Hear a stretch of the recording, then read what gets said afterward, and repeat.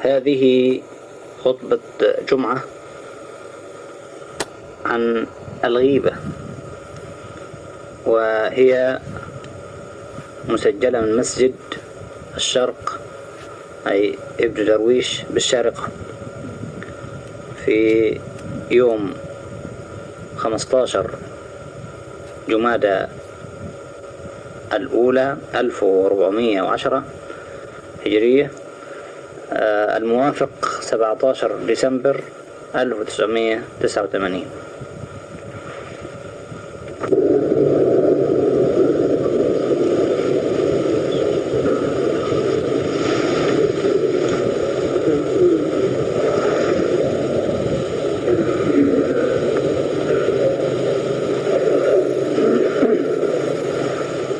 الحمد لله نستعينه ونستغفره ونعوذ بالله من شرور أنفسنا، من يهد الله فلا مضل له ومن يضلل فلا هادي له، وأشهد أن لا إله إلا الله وحده لا شريك له، وأشهد أن محمدا عبده ورسوله أرسله بالحق بشيرا ونذيرا بين يدي الساعة. من يطع الله ورسوله فقد رشد، ومن يعص الله ورسوله فقد غوى.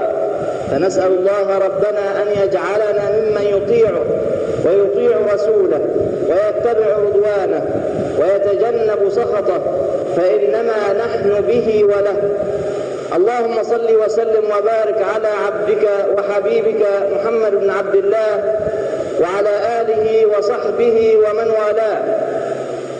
أما بعد، فيا أيها المسلمون عباد الله، إني أذكركم وأذكر نفسي بهذه الخلة التي تتفشى في المسلمين وتنتشر فيما بينهم.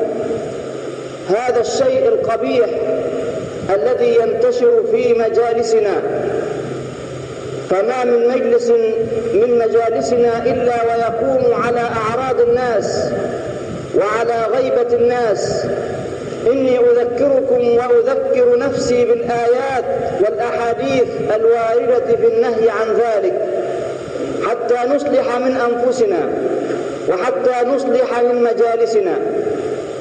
فإن للكلمة التي تخرج من فم الإنسان وزن ثقيل عند الله عز وجل، حيث ورد في الحديث الذي رواه مسلم عن أبي هريرة رضي الله عنه إنه قال رسول الله صلى الله عليه وسلم: إن العبد ليتكلم بالكلمة يهوي بها في النار أبعد ما بين المشرق والمغرب. بكلمة بسيطة يتهاون فيها المسلم يهوي بها في النار أبعد ما بين المشرق والمغرب.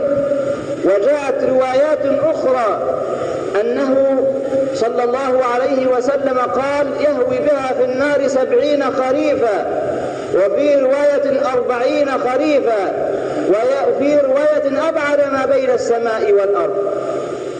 هذا كله يدلنا على قبح هذه الكلمة التي تخرج من فم الإنسان في حق أخيه الإنسان الذي غاب عن المجلس، وانتهزت أنت أيها الأخ المسلم فرصة غيابه عن المجلس فتحدثت في حقه وفي عرضه. وهذا شيء قبيح، لأنك ذكرت عيوبه ونسيت عيوب نفسك. نسيت عيوب نفسك، وهي كثيرة بلا شك، أن في كل واحد منا عيوب كثيرة، ولكنه لا يلتفت إليها ولا ينظر إليها، وهي في عينه قليلة صغيرة، ولكنها في أعين الناس كبيرة وعظيمة. ينبهنا رسول الله صلى الله عليه وسلم إلى ذلك، فيقول كما جاء في صحيح ابن حبان عن أبي هريرة رضي الله عنه قال رسول الله صلى الله عليه وسلم: يبصر أحدكم القذاة في عين أخيه، يبصر أحدكم القذاة في عين أخيه وينسى الجذع في عينه، وينسى الجذع في عينه أي في عين نفسه. يعني العيب الكبير الذي يشبه جذع النخلة في نفس الإنسان لا يراه، ولكنه يرى العيب البسيط الذي يشبه القشة الصغيرة البسيطة عند إخوانه، يراه ويضخمه ويكبره. أما عيبه هو عيب الإنسان نفسه فإنما يضعفه ويلتمس له الأعذار ولا يلتمس الأعذار لإخوانه. وهذه الكلمة التي تخرج من فمك هي زيادة، ولذلك سماها الرسول صلى الله عليه وسلم ربا، لأن الربا هو الزيادة بغير وجه حق. سأل النبي صلى الله عليه وسلم أصحابه عن أربى الربا، يعني أزيد الزيادات وأقبح أنواع الربا، كما جاء في الحديث الذي رواه أبو يعلى الموصلي عن عائشة رضوان الله عليها قالت: قال رسول الله صلى الله عليه وسلم لأصحابه: أتدرون أربى الربا؟ قالوا: الله ورسوله أعلم. قال: فإن أربى الربا استحلال عرض امرئ مسلم. أربى الربا، أعلى أنواع الربا، استحلال عرض امرئ مسلم، أن تتحدث في حق أخيك وهو غائب، فكأنك أعطيت نفسك الإذن واستحللت عرض أخيك المسلم، استحللت غيبة أخيك المسلم. ثم تلا رسول الله صلى الله عليه وسلم قول المولى عز وجل: والذين يؤذون المؤمنين والمؤمنات بغير ما اكتسبوا فقد احتملوا بهتانا وإثما مبينا. إذن هذه الكلمة التي تخرج من فمك في حق أخيك المسلم وهو غائب عن المجلس إنها قبيحة غاية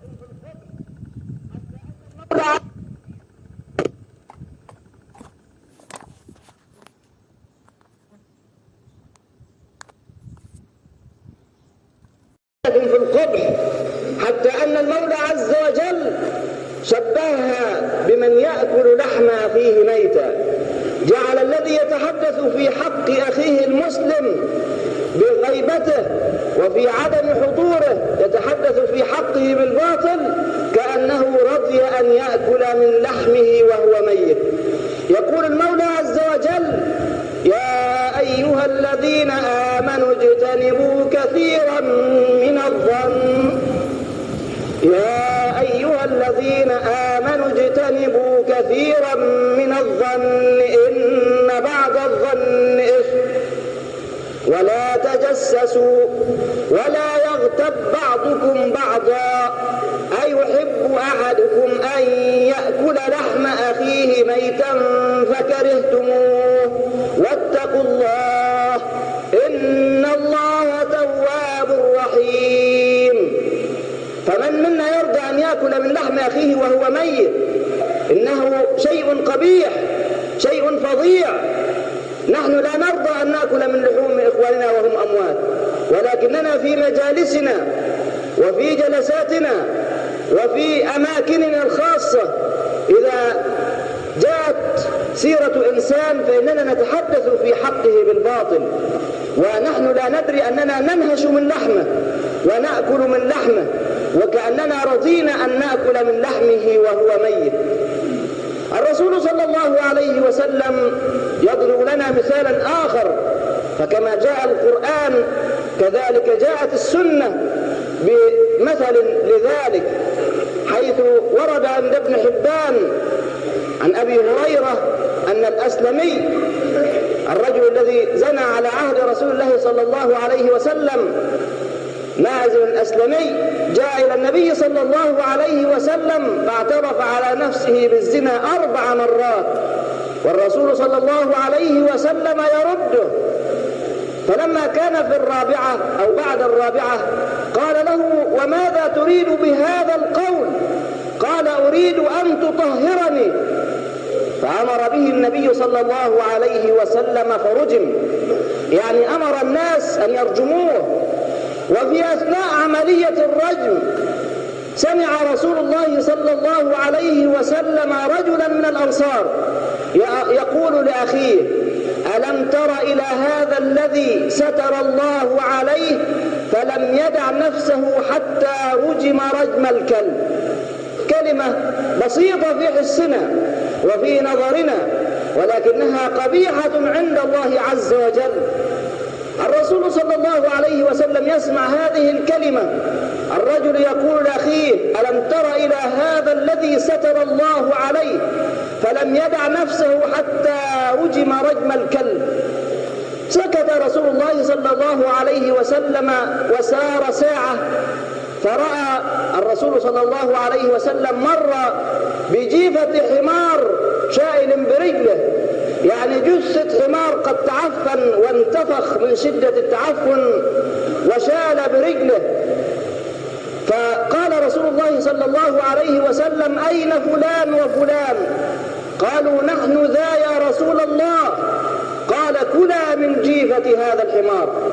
قال: سبحان الله، غفر الله لك يا رسول الله، ومن يأكل من هذا؟ غفر الله لك يا رسول الله، ومن يأكل من هذا؟ من الذي يستطيع أن يأكل من هذه الجيفة، من هذه الجثة النتنة، وجثة حمار نتنة عفنة؟ من يستطيع أن يأكل من هذا؟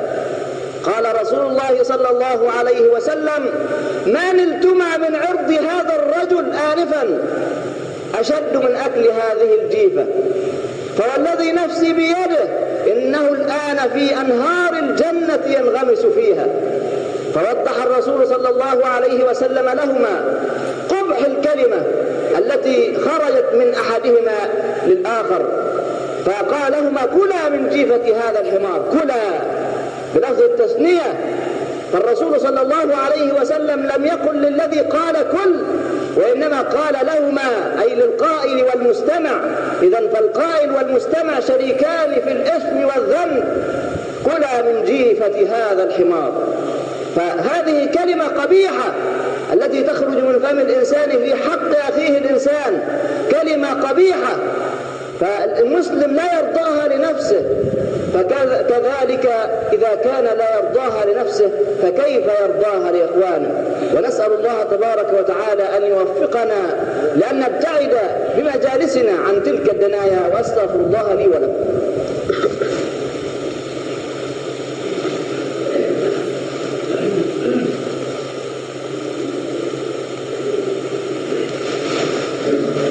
الحمد لله الواحد الأحد، وأشهد أن لا إله إلا الله الفرد الصمد، وأشهد أن محمدا عبده ورسوله، بلغ الرسالة وأدى الأمانة ونصح للأمة، فصل اللهم وسلم وبارك عليه وعلى آله وأصحابه الطيبين الطاهرين، ومن دعا بدعوته وآمن برسالته وسلك سبيله وطريقته إلى يوم الدين.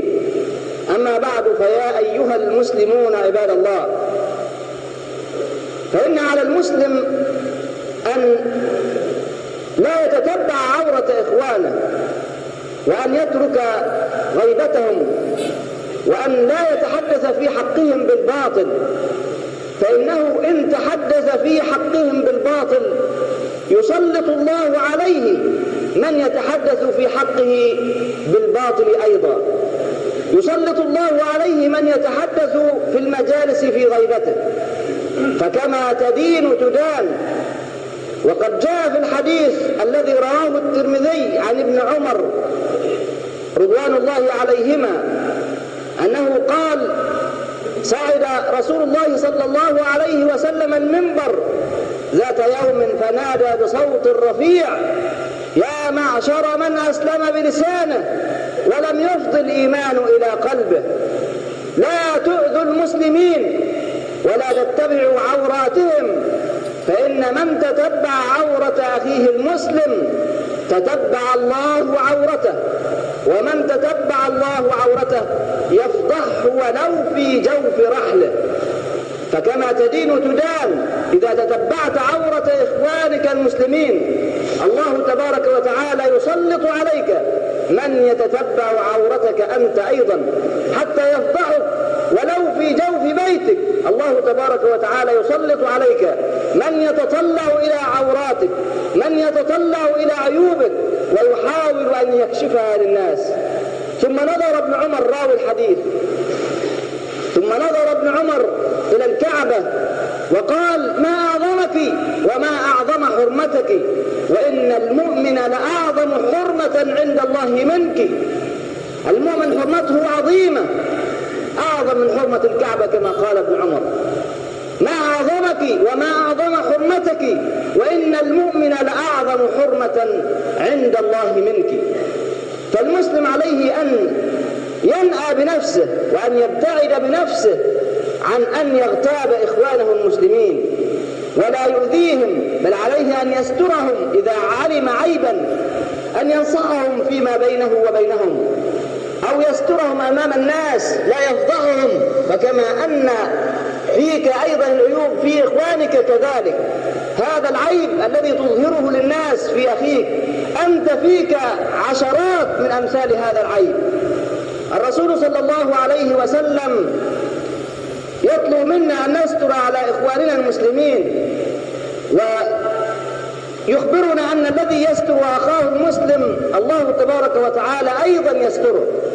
فكما أنك إذا فضحت أخيك المسلم وتتبعت عورته، الله تبارك وتعالى يسلط عليك من يفضحك ويتتبع عورتك. كذلك فإنك إذا سترت أخيك، إذا سترت إخوانك المسلمين، فإن الله تبارك وتعالى يبعث لك من يسترك في غيبتك.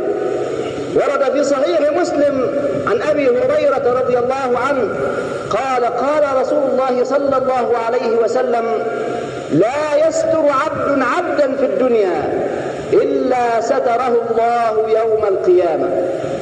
فإذا رأيت أشخاصا يتحدثون في حق إنسان فعليك أن ترد عنه في غيبته. قل لهم: اتقوا الله، انظروا إلى عيوبكم، انظروا إلى ما فيكم من عيوب، وليلتفت كل منا إلى عيوبه، بدلا من أن ننهش في أعراض الناس وأن نأكل لحومهم. فإنك إن فعلت ذلك الله تبارك وتعالى يقابلك بالإحسان إحسانا ويرد عن وجهك النار يوم القيامة. ورد عند الترمذي بسند حسن عن أبي الدرداء رضي الله عنه قال: قال رسول الله صلى الله عليه وسلم: من رد عن عرض أخيه المسلم رد الله عن وجهه النار يوم القيامة. من رد عن عرض أخيه المسلم أي رد عنه الغيبة في غيبته، الله تبارك وتعالى بسبب ذلك يرد عن وجهه النار يوم القيامة. فنسأل الله تبارك وتعالى أن يوفقنا لما يحبه ويرضاه، وأن يلهمنا الرشد والصواب، وأن يعلمنا ما جهلنا، وأن ينفعنا بما علمنا. اللهم آت نفوسنا تقواها وزكها أنت خير من زكاها، أنت وليها ومولاها. اللهم رب النبي الكريم محمد اغفر ذنوبنا وأذهب غيظ قلوبنا وأجرنا من مضلات الفتن. ربنا اغفر لنا ولإخواننا الذين سبقونا بالإيمان، ولا تجعل في قلوبنا غلا للذين آمنوا. ربنا إنك رؤوف رحيم. وأقم الصلاة. وبعد الصلاة قام الأخ الشيخ أبو عبد السلام فترجم ملخص الموضوع إلى اللغة الأردية، فلنستمع إليه.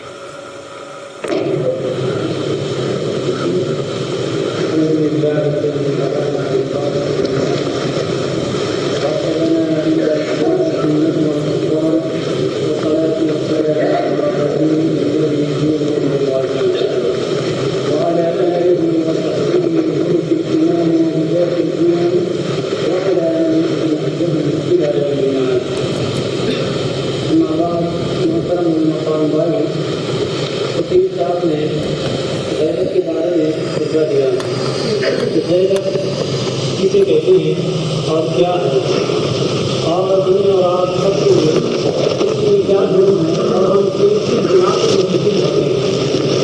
फकीर साहब ने फरमाया कि जो शख्स मुसलमानों को, मोमिनीन को ऐसा आज़ाद दे जिसमें उनके खैर का वो मुस्तकिल न हो, ऐसे काम किया हो जिसके सजा में इस्लाम से वो सजा के लायक न हो, तो उस शख्स ने वतन यानी सबसे बड़ा जुर्म गुनाह का मुकम्मल बना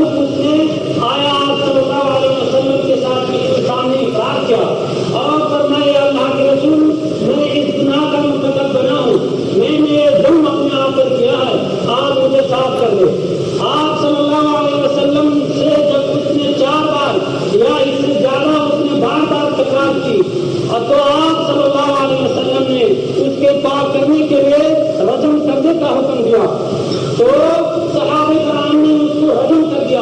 تو دو شخص ایسے تھے جنہوں نے آپس میں بات کی کہ اللہ تبارک و تعالیٰ نے اس کو اس کا قضا اس کے گناہ کو چھپا رکھا تھا اور اس نے پھر ظاہر کیا اور ابھی کتے کی موت پڑا یعنی پتھر مار مار کے اس کو قتل کر دیا, اس کو مار دیا یہاں تک کہ وہ کتے کی موت ہی نہ گیا. تو یہ سنا آپ صلی اللہ علیہ وسلم نے سنے.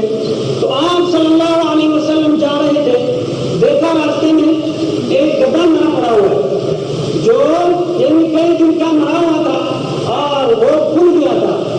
تو آپ صلی اللہ علیہ وسلم نے ان دونوں کو بلایا اور فرمایا کہ آؤ آپ دونوں دیکھو, آؤ آپ دونوں دیکھو اس کو, کہا اس کو کھا لو. تو انہوں نے فرمایا کہ اللہ کے رسول ہم اس مردے گدھے کو, اس بدبودار گدھے کو, اس بیکار گوشت کو کس طرح کھا سکتے ہیں, ہم اس کو کس طرح کھا سکتے ہیں. تو آپ صلی اللہ علیہ وسلم نے فرمایا کہ تم لوگ نے, تم دونوں نے ابھی جو آپ کے دوست, آپ کے ساتھی جس کو ہم نے رجم کیا اس کے عزت پر تم لوگوں نے زبان درازی کی, اس کے سامنے تم لوگوں نے بات کی, تو وہ اس گدھے کے گوشت کے کھانے سے بھی زیادہ بدتر بات ہے.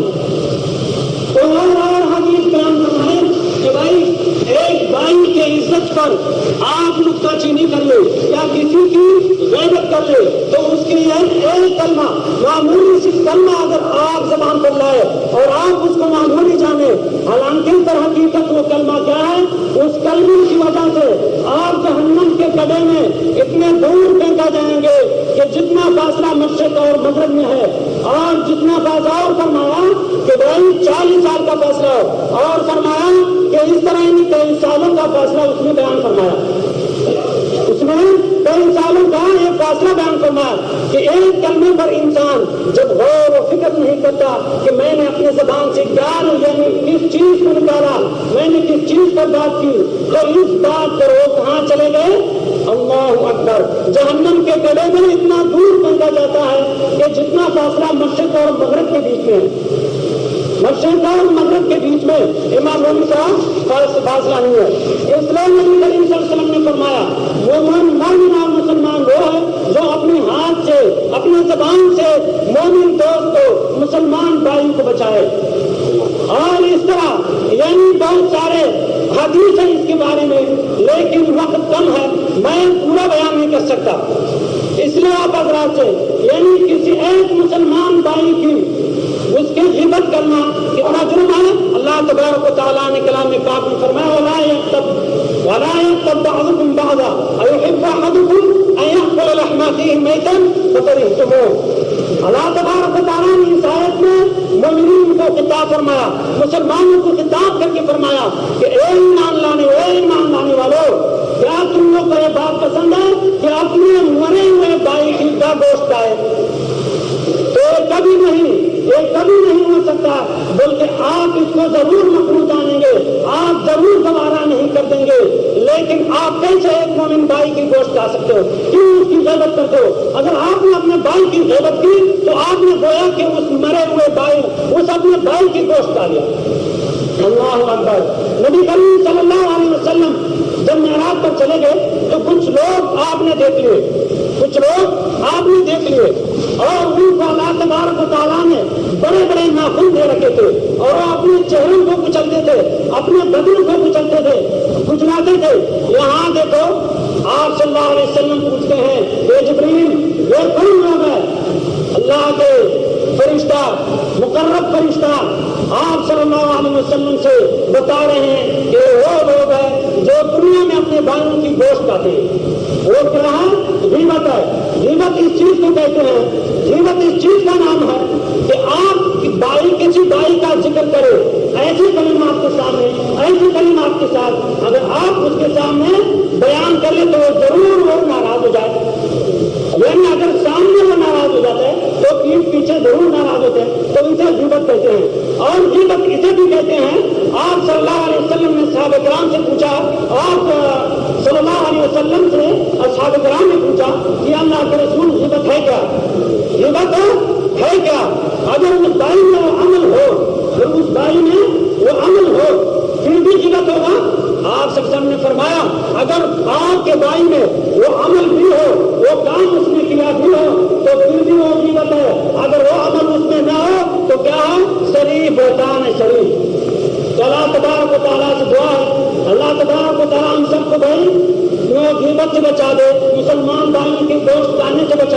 اور صحیح راہ پر عمل کرنے کی توفیق عطا فرمائے.